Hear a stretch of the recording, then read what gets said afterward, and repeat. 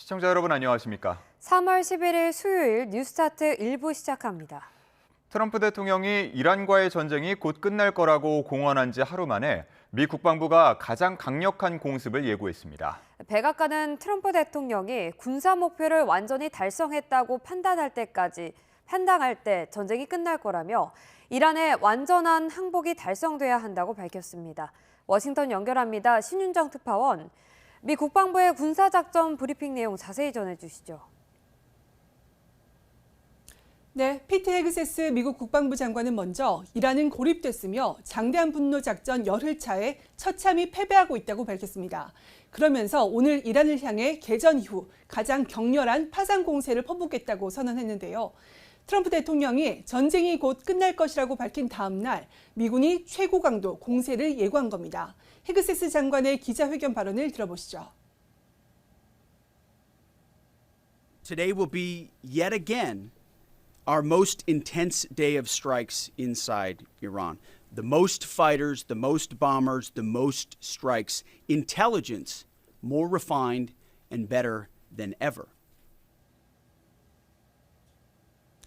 헤그세스 장관은 지난 열흘간의 성과를 수치로 제시하기도 했습니다. 이란의 탄도미사일 공격은 개전 시점에 비해서 90%, 자폭 드론 공격은 83% 감소했으며 50척 이상의 이란 함정이 제거됐다고 설명했습니다.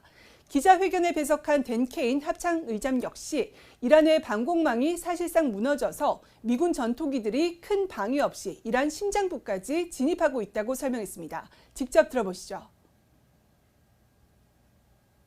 But we are watching what they're doing, and we are adapting faster than they are. I don't think they're more formidable than what we thought. 헤그세스 장관은 적이 완전히 패배할 때까지 멈추지 않을 것이라면서도 다만 이것은 끝없는 전쟁이 아니다라고 덧붙였습니다. 이와 관련해 백악관은 트럼프 대통령이 군사 목표를 완전히 달성했다고 판단할 때 전쟁이 종료된다고 밝혔습니다. 캐롤라인 레빗 대변인은 조금 전 브리핑에서 핵과 미사일 능력 제거 등을 통해서 이란이 더는 미국과 동맹국의 직접적인 위협이 되지 않을 때를 무조건적인 항복 상태로 판단할 거라고 설명했습니다. 다만 이란 정권이 공개적으로 무조건 항복을 선언할 거라는 건 아니라고 선을 그었습니다. 네, 미 국방부는 승리를 자신하고 있는 것 같은데 미국 내 여론은 우호적이지 않은 상황이라고요? 네, 먼저 미 의회에서는 전쟁의 목표와 비용을 둘러싼 논쟁이 격화하고 있습니다. 연방 상원 민주당 의원들은 공격 표적 선정 과정과 전쟁의 최종 목표가 무엇인지 트럼프 행정부가 명확히 설명하지 못하고 있다고 비판하고 있습니다. 전쟁 조기 종료를 언급한 대통령과 이제 시작이라고 말하는 듯한 국방부의 엇박자를 강하게 질타하고 있는 겁니다. 직접 들어보겠습니다. There seems to be no end game. The president says that it's nearly complete, but the Department of Defense says that it's just begun. Americans are sick and tired of forever wars, and there's no timeline here, no seeming end game, no strategy for what success is. I've never been more impressed. 반면 린지 그레이엄 의원 등 공화당에서는 이번 작전을 통해 이란의 핵과 미사일 개발 능력, 대리 세력 지원 능력을 완전히 제거해야 한다면서 지지한다는 입장을 고수하고 있습니다. 이런 정치권 분열 속에서 미국 내 전쟁 지지 여론은 과거 미국이 개입한 다른 전쟁과 비교해서 훨씬 낮다고 뉴욕타임스가 개전 직후 실시된 여러 언론사 여론조사를 분석해서 보도했습니다. 미국의 이란 공격을 지지한다는 응답자는 로이터 조사에서 27%, CNN 조사에서는 41%였고 미국 보수 여론을 대변하는 폭스뉴스 조사에서도 50%로 찬반이 팽팽한 것으로 나타났습니다.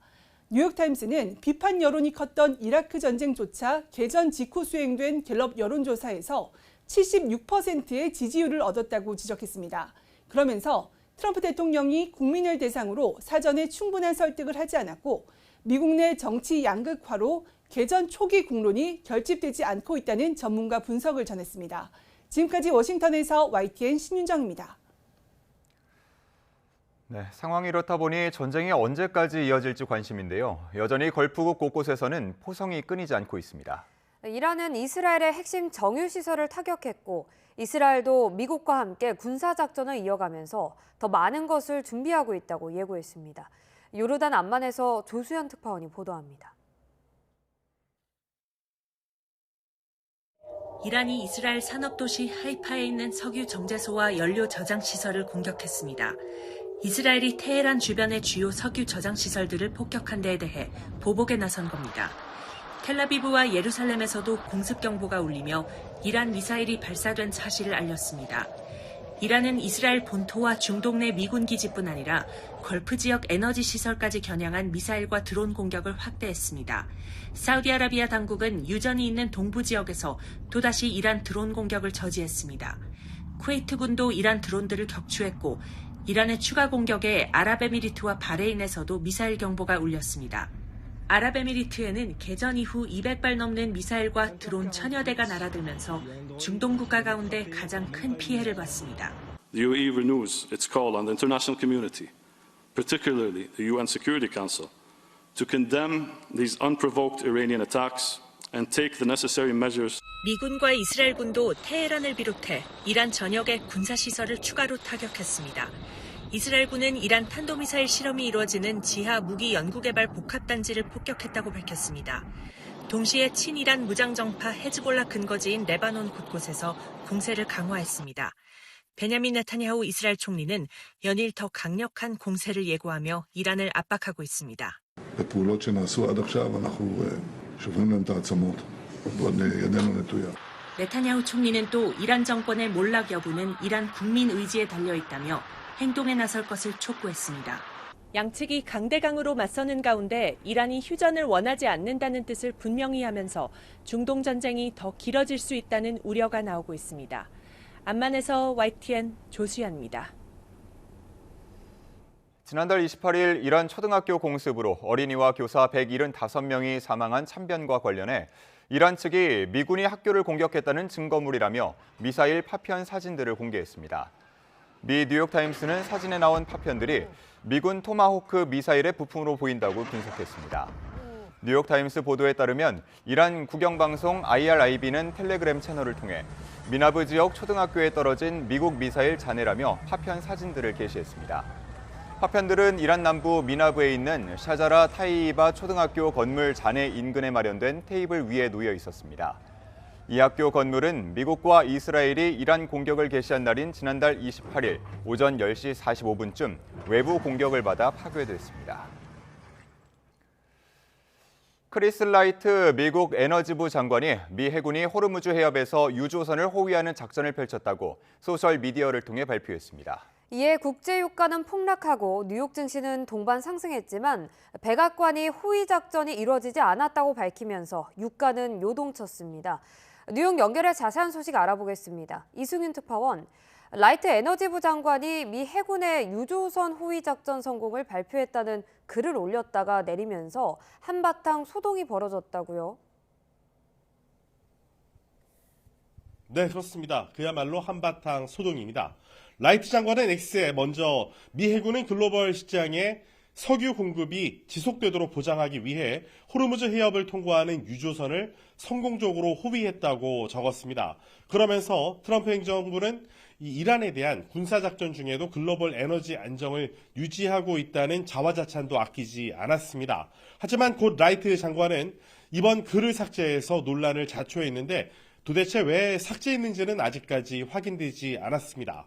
라이트 장관의 호위 성공 발언과 관련해 이란 성명수비대 대변인은 미군이 호르무즈 해협을 통해 유조선을 호송했다는 건 완전히 거짓말이라면서 사실이 아니라고 부인했습니다. 또 미 함대와 동맹국들의 어떤 움직임도 이란의 미사일과 드론에 저지될 것이라고 주장했습니다.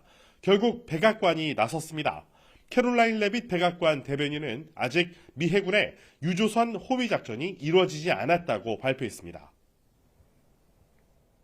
네, 미 해군의 유조선 호위 작전 성공 소식에 국제 유가가 크게 하락하기도 했는데 이후에는 다시 심하게 요동쳤다고요? 네, 그렇습니다. 미 해군의 유조선 호위 작전 글이 올라온 이후에 국제 유가인 브렌트유는 물론 뉴욕 유가인 서부 텍사스산 원유 모두 15% 정도 폭락했습니다. 뉴욕 증시 3대 지수도 이에 동반 상승했고 원달러 환율도 뉴욕장에서 1,465.7원의 거래를 마쳤습니다. 하지만 백악관이 미 해군의 유조선 호위 작전이 아직 성공되지 않았다고 발표한 이후에 유가는 약 5%포인트 오르면서 크게 요동쳤습니다. 뉴욕 증시도 보합권에 머무르고 있습니다. 트럼프 행정부 내 엇박자가 시장에 결국 혼란만 키운 셈인데요. 경제 전문가의 얘기를 들어보시죠. Oil is moving markets, and until we see a tanker, or at least multiple tankers for that matter, pass successfully through the Strait of Hormuz unharmed, I think this volatility is going to stick in the markets. 앞서 트럼프 대통령은 이란이 봉쇄한 세계 원유의 20%가 지나가는 호르무즈 해협을 원유를 실은 유조선이 무사히 통과할 수 있도록 해군력을 동원해 호위 작전을 펼치겠다고 호언장담했습니다. 또 이란이 호르무즈 해협에서 석유 수송을 차단할 경우에 이란에 대해 이제까지 했던 공격보다 20배 강한 공격을 가하겠다고도 경고했습니다.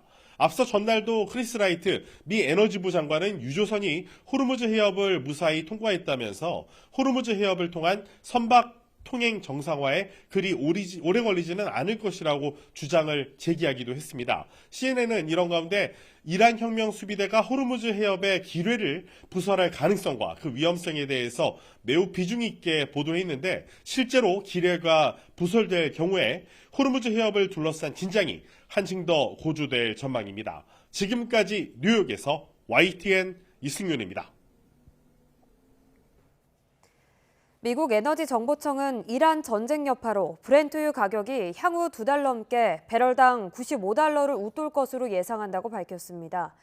미 에너지정보청은 월간 단기 에너지 전망 보고서에서 브렌트유가 배럴당 95달러 위에서 지속되다가 3분기 중 배럴당 80달러 선 아래로 떨어질 것으로 내다봤습니다. 이어 연말까지 배럴당 70달러 선 언저리에서 거래될 걸로 유가 추이를 예상했습니다. 내년 유가 전망에 대해서는 배럴당 평균 64달러 수준에 머물 것으로 내다봤습니다. 이란과의 전쟁에서 미군 부상자가 약 140명인 것으로 파악됐습니다. 로이터 통신은 현지 시간 10일 사안에 정통한 관계자 2명을 인용해 현재까지 이번 전쟁으로 부상한 미군 장병이 150명이라고 보도했습니다.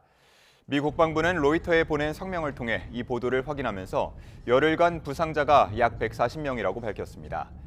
캐롤라인 레빗 백악관 대변인은 브리핑에서 정확한 수치는 확인할 수 없지만 대략적인 수치가 그 정도라고 알고 있다고 말했습니다. 세계의 시선이 중동으로 쏠린 가운데 국제사회의 중재 노력도 본격화하고 있습니다. 하지만 정작 당사국인 미국과 이란은 대화 가능성에 선을 긋고 있습니다. 권준기 기자입니다. 러시아 크렘린궁은 푸틴 대통령이 트럼프 대통령과 전화 통화를 갖고 이란 종전을 위한 중재에 나설 뜻을 전했다고 밝혔습니다.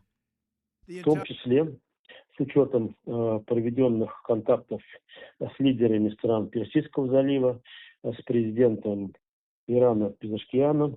에르도안 튀르키예 대통령은 이란 대통령과 전화 통화에서 외교적 해법을 제안했고 이라크는 중동 국가와 유럽연합의 협의체 구성을 촉구했습니다.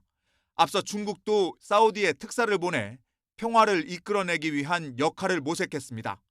이란 외무차관은 국영 TV에 나와 러시아, 중국, 프랑스 등 여러 국가가 휴전을 요청했다며 외교 접촉 사실을 인정했습니다. 하지만 협상을 위해선 추가 공격이 없어야 한다며 조건을 달았습니다. 마크롱 프랑스 대통령은 문제는 전쟁 목표가 불분명하다는 것이라며 이런 상황에선 제3국의 중재 노력이 성과를 내지 못할 거라고 지적했습니다. Et tout dépend aussi de la clarification que les uns et les autres font sur leur objectif final et au fond ce qu'on appelle l'effet final recherché. 이란은 핵 협상 중에 전쟁을 개시한 미국을 더는 신뢰할 수 없다며 대화 가능성을 일축했습니다. We made a big progress. Still, they decided to attack us. So I don't think, talking with Americans anymore would be, on our agenda anymore. 전쟁 조기 종식 의지를 드러낸 트럼프 대통령도 이란에 대한 군사적 압박을 내세우고 있습니다. 푸틴의 중재 제안에는 우크라이나 전쟁부터 끝내라며 사실상 거절의 뜻을 밝혔습니다. YTN 권준기입니다. 블라디미르 푸틴 러시아 대통령과 도널드 트럼프 미국 대통령의 전화 통화에서 원유 관련 제재 완화가 구체적으로 거론되지 않았다고 크렘린궁이 현지 시간 10일 밝혔습니다. 드미트리 페스코프 크렘린궁 대변인은 이날 브리핑에서 전날 두 정상의 통화에 따른 미국의 제재 완화 가능성을 질문받자 이 문제는 전혀 구체적으로 논의되지 않았다고 밝혔습니다. 다만 페스코프 대변인은 트럼프와 푸틴 모두 그것이 세계 경제에 미치는 영향에 대해서 잘 알고 있다고 언급했습니다. 이어 석유 제재와 관련해 미국이 취하는 조치는 걸프 해역 정세 속에서 세계 에너지 시장을 안정시키려는 노력의 일환이라고 강조했습니다. 파키스탄과 방글라데시 등 남아시아에서는 연료 수급난이 커지고 있습니다. 결국 주 4일제와 휴교령 등의 비상책으로 대응하고 있습니다. 오만에서 김다현 특파원이 보도합니다. 파키스탄 정부가 은행을 제외한 정부 기관에 주 4일 근무를 지시했습니다. 직원 절반은 재택근무를 해야 하고 해외 출장도 제한됩니다. 호르무즈 해협 봉쇄로 연료 수급난이 악화하자 부처별 지출을 20%씩 삭감하는 등 자체적으로 허리띠 졸라매기에 나선 겁니다. हफ्ते में सिर्फ 4 दिन दफातर खुलेंगे तेल की बचत के लिए हफ्ते में एक इजाफी छुट्टी दी जा रही है मगर इसका इतलाक बैंकों पर नहीं होगा. 학교도 2주 동안 쉬고 대학교는 온라인 수업으로 대체되는데 상인들 걱정이 큽니다. जैसे ही स्कूल का बंद ऐलान किया उन्होंने ये सारी मार्केटें ये दुकानें बिल्कुल खाली पड़ गई हैं. 석유와 가스 수요의 95%를 수입에 의존하는 방글라데시도 사정이 비슷합니다. 최근 이슬람 최대 명절인 이드 알 피트리를 앞당기면서까지 모든 대학에 휴교령을 내렸습니다. Our university has been stopped. Our classes have been hampered, so we have to go home as soon as possible.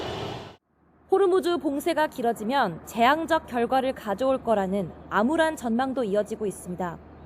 세계 최대 석유 수출 기업인 사우디아라비아 아람코는 전 세계 원유 재고가 최근 5년 새 가장 낮은 수준에 근접했다며 운송 재개 필요성을 강조했습니다.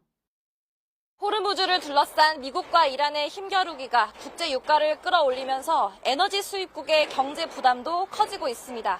오만 무스카트에서 YTN 김다현입니다.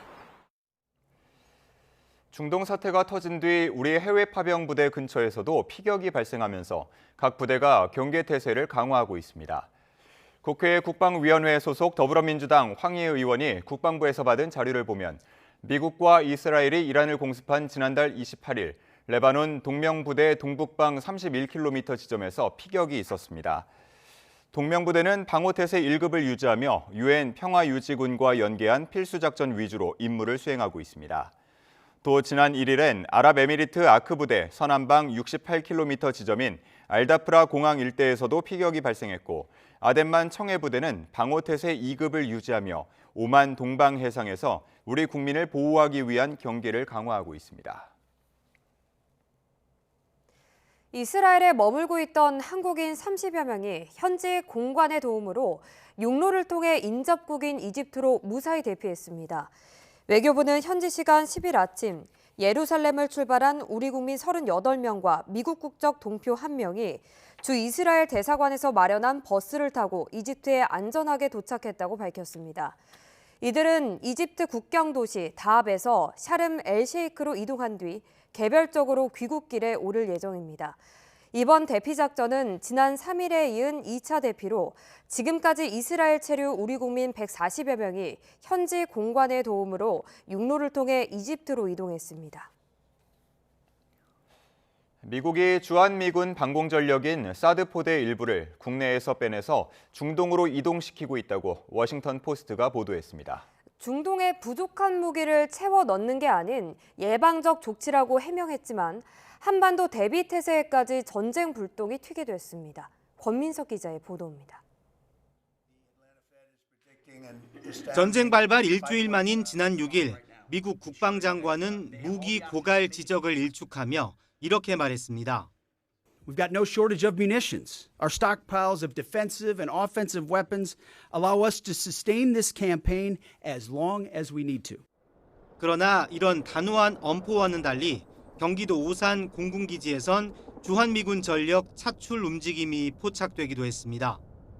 워싱턴 포스트는 미국 관리 2명을 인용해 한반도 핵심 방공 전력인 경북 성주군 사드포대 일부가 중동으로 이동하고 있다고 보도했습니다. 이 관계자들은 또 미군이 인도 태평양 지역 등 여러 곳에서 패트리엇 미사일도 재배치했다고 설명했습니다. 다만 이런 조치가 중동 지역 무기 부족 때문이란 관측엔 선을 그었습니다. 이란의 드론과 미사일 공격을 저지할 방어력을 강화하고 보복 공격이 급증할 것에 대비한 예방적 차원이란 겁니다. 그럼에도 미 국제전략문제연구소 마크 칸시안 수석 고문은 사드와 패트리엇을 많이 발사할수록 인도 태평양 지역과 우크라이나에서 미국이 감수해야 할 안보 공백 위험이 커진다고 경고했습니다. 실제 개전 이틀간 미군은 이란 공격에 56억 달러, 우리 돈 8조 3천억 원어치 군수품을 쏟아 부은 거로 전해졌습니다. 이 때문에 첨단 무기가 빠르게 소진돼 미군 전투력이 크게 약화할 거란 우려가 미 의회 내부에서 나오는데 주한미군 무기체계 순환 배치로 우리 대비태세 역시 중동 정세에 따른 영향이 불가피해졌습니다. YTN 권민석입니다. 미국 국방부는 현지 시간 10일 주한미군의 사드와 패트리엇 등 방공자산을 대이란 전쟁을 수행 중인 중동 지역으로 반출했다는 보도에 대해 노코멘트라는 입장을 보였습니다. 미 국방부 관계자는 워싱턴 포스트의 관련 보도에 대해 작전 보안상 이유로 특정 군사 능력이나 자산의 이동에 대해서는 언급하지 않는다고 말했습니다. 이 관계자는 주한미군은 한반도에서 신뢰할 수 있는 전투태세를 유지하는 데 계속 집중하고 있다고 덧붙였습니다. 국가정보원은 중동 상황과 관련해 우리 국민과 기업을 겨냥한 외국발 허위 정보가 유입될 가능성에 대비해 감시를 강화하고 있다고 밝혔습니다. 또 외국발 허위 정보를 탐지하면 국내 유관기관과 우방국 정보기관과 협조해 배후를 추적하고 확산을 차단할 방침이라고 강조했습니다.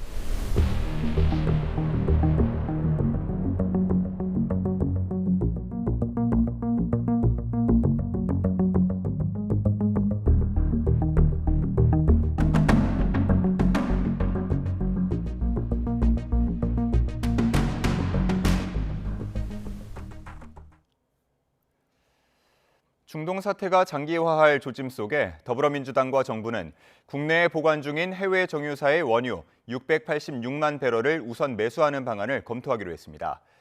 아랍에미리트에서 원유를 긴급 도입하기로 한 조치를 두고는 때 아닌 여야 공방도 펼쳐졌습니다. 김다현 기자입니다. 더불어민주당은 관계부처와 함께 중동 사태 경제대응 TF 회의를 열어 에너지 수급과 물가 안정 대책 등을 논의했습니다. 당정은 유가 폭등에 대응하기 위해 이른바 우선 매수권 행사를 추진하기로 했습니다. 외국 정유사가 국내 비축기지에 보유하고 있는 원유 686만 배럴의 사용 권한을 동원해 총력 대응에 나선다는 설명입니다. 이 물량을 저희가 필요에 의해서 사용할 수 있는 그 권한인데요. 그 권한을 행사해서 비축 물량을 좀 확보를 한다. 민주당은 주유소 담합과 원유 사재기 등 민생 경제에 부담을 주는 행위에 엄정 대응하고 30여 년 만의 비상조치인 석유 최고 가격제도 조만간 시행한다고 밝혔습니다. 당정청은 중동 위기 극복을 위해 비상한 각오로 가용한 모든 수단을 총동원하도록 하겠습니다. 국민의힘은 정유기업과 주유소만 때려잡자는 건 사회주의 방식의 임시방편이라며 유류세 인하가 먼저라고 주장했습니다. 송원석 원내대표는 이란 전쟁 여파로 3차 오일 쇼크가 현실화되고 있다면서 이럴 때일수록 이념이나 고집을 버리고 유연하고 정교하게 움직여야 한다고 강조했습니다. 고유가, 고환율, 고물가 상황이 확고하게 자리 잡은 가운데 이란 사태로 인해서 3차 오일 쇼크의 공포가 현실이 되고 있습니다. 여야는 위기 대응 정책을 두고 우리 정권 덕분이라고 공방도 펼쳤습니다. 국민의힘은 아랍에미리트 원유 확보는 윤석열 정부에서 체결한 비상시 우선 구매권 덕분이라고 주장했는데 민주당은 현 정부 들어 추진한 양국 간 전략적 협력의 결실이라며 공을 가로채지 말라고 맞받았습니다. 중동발 경제 위기가 현실화한 만큼 남탓 공방, 내공 앞세우기가 아닌 진정한 협치를 보여줄 때라는 쓴소리도 나옵니다. YTN 김다현입니다. 중동 사태로 전국 주유소 기름값이 오름세를 이어가는 가운데 일부 지역의 휘발유와 경유 가격은 열흘 만에 처음으로 소폭 하락했습니다. 한국석유공사 유가정보 시스템을 보면 어제 오후 1시 기준 전국 평균 휘발유 가격은 리터당 1,907원으로 어제보다 4.6원 올랐고 경유 가격은 같은 시각 리터당 1,931원으로 휘발유 값보다 높은 수준을 유지하고 있습니다. 다만 서울의 휘발유 가격은 1,949원으로 어제보다 0.4원, 경유는 1,971원으로 0.3원 떨어졌습니다. 이 밖에 인천과 대전 지역 기름값도 중동 사태 이후 처음으로 하락세를 나타냈습니다.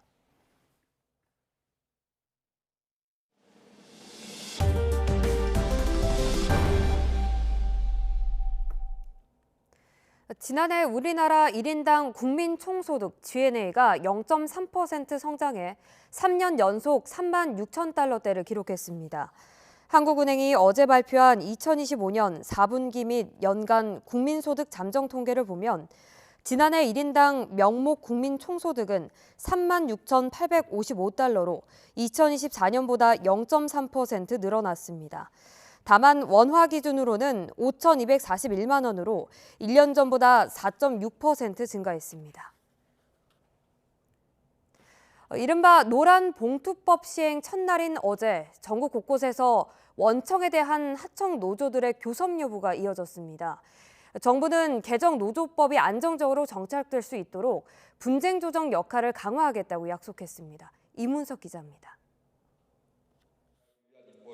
개정 노조법 시행으로 사용자성이 인정된 원청은 하청 노조와 단체 교섭을 해야 합니다. 정리해고, 구조조정 등 근로조건에 영향을 미치는 사업상 결정도 이제 노동쟁의 대상입니다. 법이 말하고 있다. 인천공항공사는 더 이상 숨지 말고 교섭 테이블로 나와 자회사 노동자와 대화해야 한다. 쿠팡 배송자 회사인 쿠팡 CLS도 택배 노조의 단체 교섭 요구 사실을 공고문을 통해 알렸습니다. 노동계는 새 시대가 열렸다고 평가했지만 하청 노조 교섭 창구 단일화 지침은 철회돼야 한다고 주장했습니다. 창구 단일화로 가로막을지라도 저들이 또다시 법과 제도로 우리 앞을 막을지라도 우리는 진짜 사장을 우리 앞에 앉히고. 경영계는 시행 초기인 만큼 대체로 지켜보는 분위기입니다. 한국경영자총협회 이름으로 짧게 입장문을 내고 노동계의 교섭 절차 준수를, 정부엔 원청 사용자성에 대한 객관적이고 공정한 판단을 당부했습니다. 정부는 단체교섭 판단지원위원회와 전담반을 운영해 노란봉투법 안착을 지원하기로 했습니다. 정부는 현장과 계속 소통하면서 개정노조법이 안정적으로 정착될 수 있도록 끝까지 책임 있게 뒷받침하겠습니다. 노사의 우려를 넘어 법 취지인 대화의 제도화가 제대로 뿌리내리려면 일관되고 균형 있는 분쟁 조정이 핵심 역할을 할 거로 보입니다. YTN 이문석입니다. 코로나19 유행 당시 이물질이 신고된 백신의 접종이 이루어졌다는 감사원 감사 결과와 관련해 당시 질병관리청장이던 정은경 보건복지부 장관이 사과했습니다. 정 장관은 어제 국회 보건복지위원회 전체 회의에서 당시 방역 책임자로서 책임을 무겁게 인식하고 있다며 감사원이 지적한 부분과 관련해 국민께 송구하다고 말했습니다. 국민의힘 안상훈 의원은 당시 문재인 대통령과 정은경 청장 지휘하에서 접종률을 채우는 데에만 혈안이었던 거 아니냐고 비판했습니다. 반면 더불어민주당 이수진 의원은 전례 없는 팬데믹에 맞서서 적극적으로 일했던 공직자에게 책임을 물어 사퇴를 요구하면 어떤 공직자가 사퇴를 감당하려 하겠느냐고 지적했습니다. 재작년 12월 여객기 참사가 발생한 무안공항에 콘크리트 둔덕이 설치된 건 공사비 절감을 위해서 활주로 종단의 경사를 허용했기 때문이라는 감사 결과가 나왔습니다.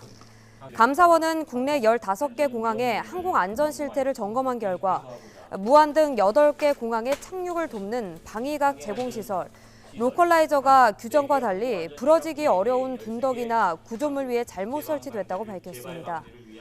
또 방위각 시설의 높이가 올라간 건 공사비를 아끼기 위해 활주로를 평평하게 건설하지 않고 애초 지형에 가깝게 경사를 허용했기 때문이라고 설명했습니다. 이에 대해 국토교통부는 감사원의 지적을 겸허히 수용해 엄정하게 조치하겠다고 밝혔습니다. 국토부는 어제 감사원이 공개한 항공안전 취약 분야 관리 실태 감사 결과와 관련해 참사 재발 방지를 위해 방위각 시설 개선 등 후속 조치를 하는 중이라고 밝혔습니다.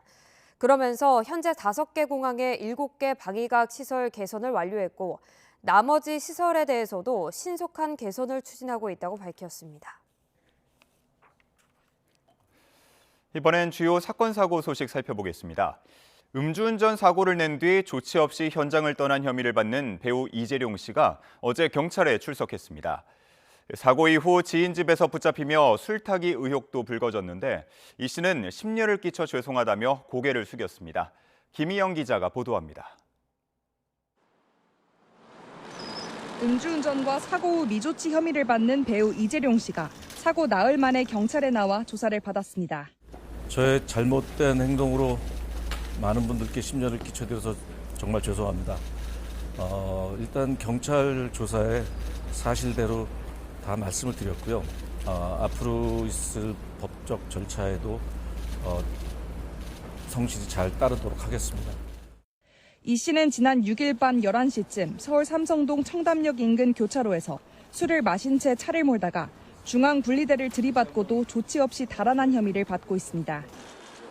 이 씨는 사고 후 자택에 차를 두고 지인 집에 갔다가 3시간 정도 지난 7일 새벽 2시쯤 출동한 경찰에 붙잡혔는데 혈중 알코올 농도가 면허 정지 수준이었던 것으로 파악됐습니다. 당시 이 씨는 혐의를 부인했지만 이후 변호인이 경찰에 나와 소주 4잔을 마신 상태로 차를 몰았다며 뒤늦게 음주운전을 시인한 것으로 전해졌습니다. 경찰 조사에서 음주운전 혐의는 인정하셨나요?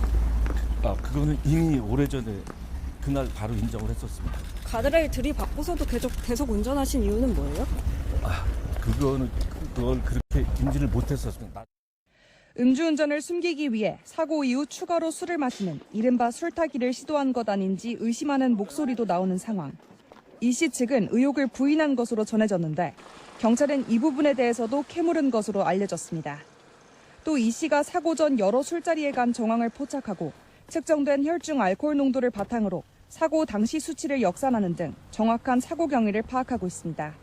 이 씨는 앞서 지난 2003년 강남에서 사고를 낸 뒤 음주 측정을 거부한 혐의로 면허가 취소됐고 2019년에는 술을 마시고 차를 몰다 볼링장 입간판을 부순 혐의로 기소 유예 처분을 받았습니다. YTN 김희영입니다. 대마를 흡입한 혐의로 경찰에 붙잡힌 록밴드 신화위 보컬 54살 김바다 씨에 대한 구속영장이 기각됐습니다. 춘천지법 속초지원은 어제 김 씨에 대한 구속 전 피의자 신문을 진행하고 도주와 증거인멸 염려 등 구속 사유의 소명이 부족하다며 구속영장을 기각했습니다. 김 씨는 지난 8일 속초의 한 주택에서 대마를 소지하고 흡입한 혐의를 받습니다. 어제 오후 5시 40분쯤 서울 염창동 염창역 인근에서 마을버스가 중앙선을 넘어 건너편 차로에 있던 차량 5대를 연달아 들이받았습니다. 이 사고로 버스 승객과 피해 차량에 타고 있던 운전자, 임산부인 보행자 등 24명이 경상을 입었습니다. 마을버스는 버스 정류장에서 승차를 하차시킨 뒤에 갑자기 출발하며 사고를 냈고 가드레일을 들이받고서야 멈춘 것으로 조사됐습니다. BTS 광화문 컴백 공연이 다음 주로 다가온 가운데 대규모 인파가 예상되며 이 안전에 대한 우려가 높아지고 있는데요. 이에 대한 대비로 추가 좌석이 마련되고 인근 공연장과 공공시설도 하루 쉬어갈 예정입니다. 이광현 기자가 보도합니다. BTS 컴백 라이브 아리랑의 관객 규모가 2만 2천 명으로 늘어났습니다. 인파 분산과 원활한 관람 환경 제공을 위해 광화문역부터 시청역 인근까지 7,000석 규모의 스탠딩 좌석이 추가된 겁니다. 현장에 설치된 대형 LED 스크린을 통해 공연을 관람할 수 있는데 기존의 좌석을 예매했다면 구매가 제한됩니다. 대극장과 M시어터 등 4개의 극장이 있는 세종문화회관도 이날 하루 공연을 멈춥니다. 서울시 발레단의 신작인 블리스 앤 제키를 비롯해 톨스토이의 대작을 기반으로 한 뮤지컬 안나 카레니나, 심리 스릴러 연극인 더 와스프가 쉬어갑니다. 2시 이후에는 모든 교통이 차단될 예정이고 해서 주차도 어려울 것 같고 그래서 일단 부득이하게 물리적으로 관객 접근이 안 될 것 같아서 이제 중단을 했고요. 주요 인사들이 저희 세종문화회관을 이용할 예정이라서 특히 극장 내 식음료 매장과 화장실, 대기 공간 등이 개방돼 안전에 대한 우려가 있다고 덧붙였습니다. 다만 미술관에서 진행되는 전시쇼는 배우 겸 작가 박신양의 의지로 정상적으로 열릴 예정입니다. 인근의 공공시설들도 하루 문을 닫습니다. 평소엔 공식적으로 매주 화요일에 쉬었던 경복궁도 이례적인 주말 휴궁을 결정했고 광화문 광장과 인접한 대한민국 역사박물관과 국립고궁박물관도 마찬가지입니다. YTN 이광현입니다. 오늘의 주요 경제 일정입니다. 호르무즈 해협 봉쇄로 페르시안만에 고립되어 있는 선원 183명의 안전대책을 점검하기 위해 해양수산부가 오늘 노사정 간담회를 엽니다. 앞서 해수부는 선사 10여 곳으로부터 고립된 선원이 하선을 요구할 경우 어떻게 송환할 것인지 계획을 제출받았습니다. 국내 최대 배터리 전시회인 인터배터리 2026이 오늘 막을 올립니다. 역대 최대 규모인 14개국 667개사가 참가해 2,300여 개의 부스를 장식하는데요. 우리 배터리 기업들은 전기차 중심에서 벗어나 에너지 저장 장치, 로보틱스 등으로 영역을 넓혀 혁신 기술과 신제품을 대거 공개할 예정입니다. 삼성전자와 애플이 오늘 각각 플래그십 스마트폰 갤럭시 S26 시리즈와 고급형 제품 아이폰 17e를 국내에 출시합니다. 가격을 올린 대신 인공지능 기능을 대폭 강화한 삼성의 3세대 AI폰과 플래그십급 사양 일부를 적용하면서도 가격을 동결한 애플의 보급형 모델이 맞붙으며 소비자 선택에 관심이 쏠립니다. 국토교통부는 오늘 KTX와 SRT가 교차 중인 동탄 수서역 터널에서 탈선 사고에 대비한 훈련을 진행합니다. 50m가 넘는 지하 터널에서 사고가 발생해도 대피와 복구에 문제가 없도록 초기 대응을 점검할 방침입니다.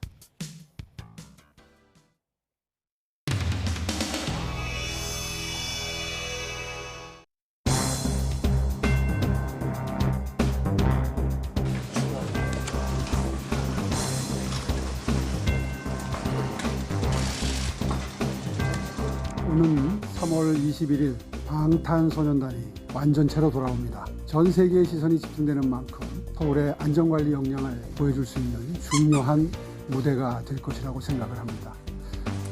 여러회에서는 지금까지의 준비 상황을 다시 한번 차후.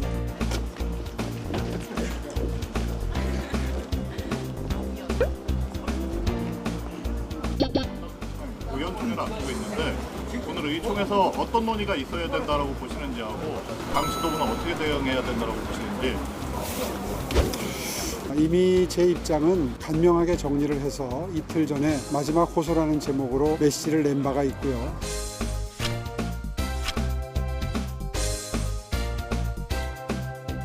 그 입장에서 뭐 더 보탤 것도 뺄 것도 없는 상황입니다. 한 가지만 여쭤볼게요. 저희 동네 재개발에 대해서 아시나요? 오늘은 그 말씀을 드리러 나온 게 아니라서 제가 여기 소상한 사정은 전 다음에 파악해서 꼭 찾을 수 있는 기회를 만들겠습니다. 다른 의원님들이 일어나셔서 저희 국회의원 전원의 결의문을 낭독하도록 하겠습니다. 결의문을 낭독하겠습니다. 존경하는 국민 여러분, 우리 국민의힘 국회의원 전원은 아래와 같이 결의합니다.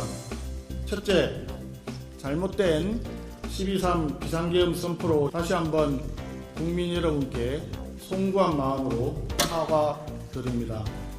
둘째, 윤석열 전 대통령의 정치적 복귀를 요구하는 일체의 주장에 명백히 반대합니다. 셋째, 대통합에 나서겠습니다. 국민의힘 국회의원 일동.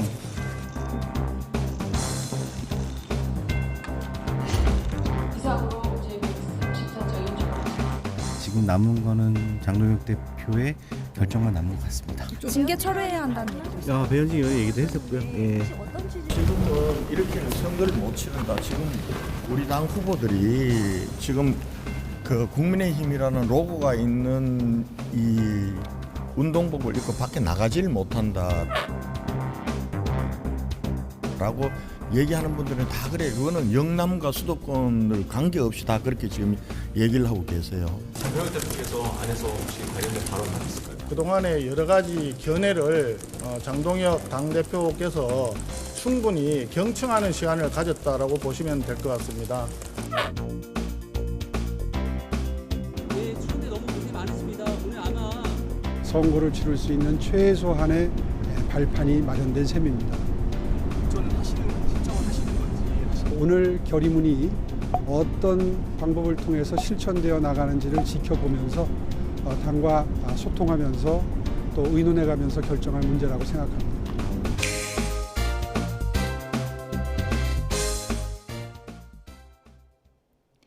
오늘도 큰 일교차에 대비 잘하셔야겠습니다. 여전히 아침 공기는 차가운데요. 현재 서울과 대구가 0도 안팎 보이고 있습니다. 하지만 낮 기온은 지금보다 10도가량 크게 오르겠습니다. 아침과 낮에 기온차가 크게 벌어지는 만큼 건강관리 잘해주셔야겠습니다. 오늘도 전국적으로 공기가 탁하겠습니다. 오후에는 대기 확산이 원활해지면서 농도가 잠시 감소하는 곳도 있겠지만 일평균 농도는 나쁨 수준으로 예상되고 있습니다. 오늘 전국 하늘은 대체로 흐리겠고 중부 서해안에는 빗방울이 떨어지는 곳이 있겠습니다. 영남을 중심으로는 점차 대기가 건조해지고 있어서 화재 예방에 주의하셔야겠습니다. 자세한 지역별 현재 기온 보겠습니다. 이 시각 서울의 기온이 0.4도, 대구는 0.1도로 출발하고 있고요. 낮 기온은 서울이 10도, 창원과 부산 12도가 예상됩니다. 목요일과 금요일 사이 동쪽을 중심으로는 비나 눈이 오겠고요. 그 밖의 지역은 대체로 맑은 가운데 포근한 봄 날씨가 예상됩니다. 날씨였습니다. 이상으로 뉴스타트 1부 마칩니다. 잠시 후 2부가 이어집니다. 시청해주신 여러분 고맙습니다.